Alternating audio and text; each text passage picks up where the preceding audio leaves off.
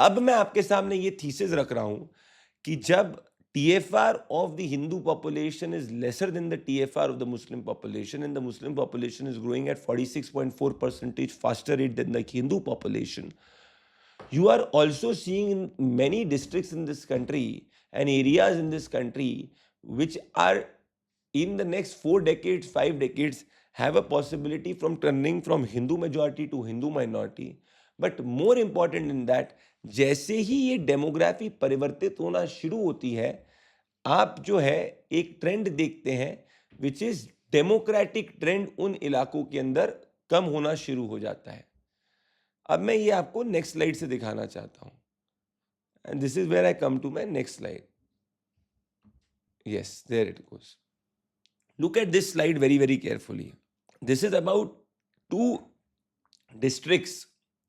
ये है दो मुस्लिम मेजॉरिटी डिस्ट्रिक्ट्स, एक है धुबरी और एक है मुर्शिदाबाद।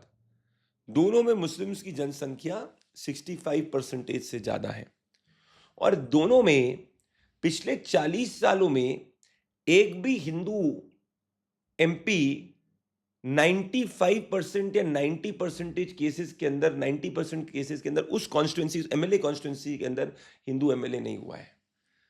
विच मीन्स व्हाट, कि जैसे ही मुसलमानों की जनसंख्या मेजॉरिटी होती है एक एरिया में, you see religious based voting taking place. आपको याद होगा कि भारत और पाकिस्तान में लार्जर सबसे बड़ा फर्क क्या था? पाकिस्तान का पूरा जो फॉर्मेशन हुआ था, that was purely on separate identity for the Muslim community. And Bharat का हमारा जो कॉन्स्टिट्यूशन है वो कहता है we the people of India we are a democratic republic. पर जहां इलाकों में हिंदूज माइनॉरिटी में हो जाता है, वहां पे जैसे मैंने आपको एग्जाम्पल किया धुबरी और मुर्शिदाबाद से, the probability of a Hindu minority getting elected from a Muslim majority district is 10% और लेस देन 10%। विच मीन्स कि अगर आप कितना भी काम उधर कर दो, issue or work is not a determining factor in that area to win an election or to change political outcomes. ये क्यों इंपॉर्टेंट है?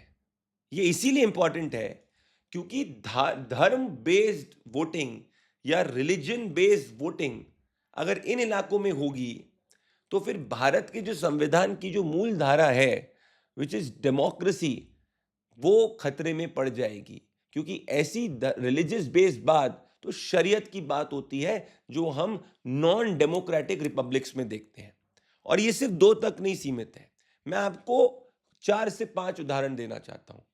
मल्लापुरम के अंदर मुस्लिम पॉपुलेशन 70% है।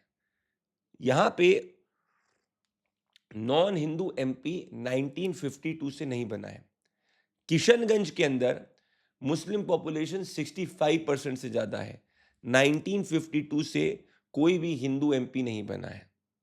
हैदराबाद के अंदर मुस्लिम पॉपुलेशन 45% से ज़्यादा है, वहाँ पे 1984 से कोई हिंदू कैंडिडेट नहीं जीता है। मुर्शिदाबाद के अंदर मुस्लिम पॉपुलेशन 60% से ज़्यादा है, कोई भी हिंदू 1952 से नहीं जीता है। विच मीन्स व्हाट?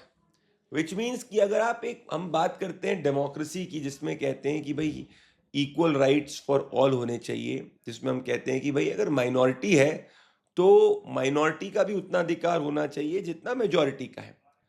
तो जब हिंदू इन एरियाज के अंदर माइनॉरिटी में आ जाता है, तो उसके डेमोक्रेटिक रिप्रेजेंटेशन का अधिकार चले जाता है और वो एक नॉन एंटिटी उस इलाके में बन जाता है। वेराज ऐसा हम कॉन्ट्ररी नहीं देखते। Which means what? Places where Hindus are in majority, you will see even Hindus getting elected, Muslims getting elected, and you see voting based on issue based lines, and you see electoral outcomes changing. वहीं पर जहां Hindu minority में हो जाता है, वहां सिर्फ और सिर्फ रिलीजन के आधार पर ही वोटिंग होती है। तभी किशनगंज में सिर्फ नॉन हिंदू जीतता है, तभी जाके मुर्शिदाबाद मल्लापुरम के अंदर सिर्फ नॉन हिंदू जीतता है।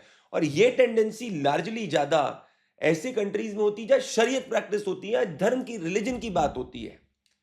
तो मतलब हिंदुस्तान की क्या डेमोक्रेसी को ये डिस्प्रपोर्शनेट डेमोग्राफी जहाँ बदली है, जहाँ हिंदू माइनॉरिटी में आया है, जहाँ उस हिंदू माइनॉरिटी की आवाज़ नहीं है, क्या उसका रिप्रेजेंटेशन नहीं है, तो क्या एक भारत के लॉन्ग टर्म भविष्य पे ये एक बड़ा चैलेंज नहीं है? पर लोग कहते हैं कि ऐसे बहुत कम इलाके हैं।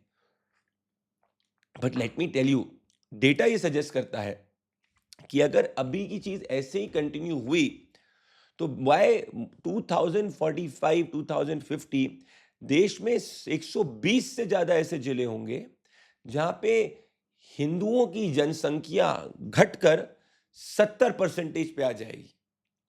अगर यही ट्रेंड्स कंटिन्यू रहा, यही टीएफआर डिफरेंस कंटिन्यू रहा, तो आप देखेंगे कि यहाँ पे हिंदुओं की जनसंख्या घट के 70% इन जिलों में आ जाएगी। अब आप कहेंगे 70% में क्या दिक्कत है? 70% में दिक्कत यह है कि जैसे ही हिंदुओं की जनसंख्या 70% पे कम हो जाती है, एक वर्चुअल पॉलिटिकल वीटो एस्टैब्लिश हो जाता है इन एरिया के अंदर, where the 90% of the 30% decide the electoral outcome, not the 90% of the 70% in 60% of the time, which means what? मान लीजिए अगर 10 इलेक्टोरल आउटकम है जहां पे हिंदू 70% है और मुस्लिम 30% है, हिंदू मान लीजिए 65% है, मुस्लिम 35% है, 10 में से 6 से 7 इंस्टेंसेस ऐसे होते हैं जब जो 35% जहां वोट करता है वही व्यक्ति चुनाव जीतता है, और सिर्फ 4 ऐसे इंस्टेंस होते हैं जहां पे जो 65 या 70% मेजॉरिटी डिसाइड हिंदू करती है वो जीतता है। मतलब एक हिंदू मेजॉरिटी की एक इलेक्टोरल आउटकम को इन्फ्लुएंस करने की जो एबिलिटी है, जो एक पैरिटी है, वो 65% होने के बावजूद भी 35% माइनॉरिटी से कम है।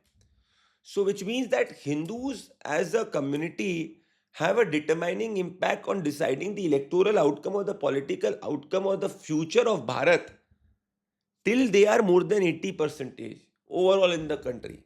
But as they move towards 70, this is what data suggests, or 65%, their ability to change an electoral outcome or change a political outcome diminishes, and in fact the ability of the 35% is more than that.